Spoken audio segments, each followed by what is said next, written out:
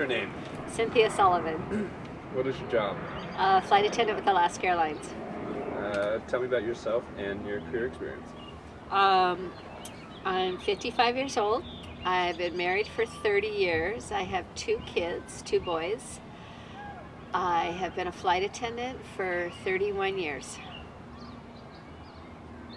What about your career experience before being a flight attendant? Before I was a flight attendant, I worked at a couple restaurants, went to college, and that was it. I was pretty young. I was 24 years old when I got hired by Alaska. Do you like working for Alaska Airlines? I do. They're a good company. I think it's been really good.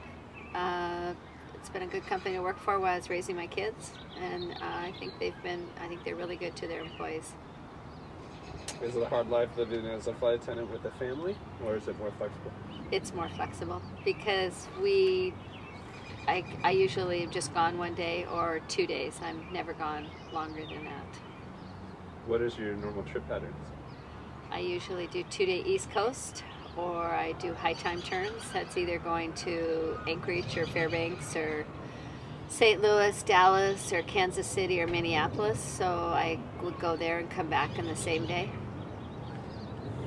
Go ahead. No, I was just saying we only have to fly 480 hours a year to get full medical and dental coverage and passes. So if you do these high time turns, you get like between 8 and 10 trips a day. So you really only have to fly a few days a month if that's what you want to do, or you can work as much as you want. What exactly are passes? What are passes? For my parents, my husband, and my kids get to fly anywhere Alaska flies for free. Probably about 27, 28 years ago, I was flying into Palm Springs. I had just come back from maternity leave after having my first child, and it was 100 degrees, and when it's really hot outside, sometimes the turbulence can be unbelievable.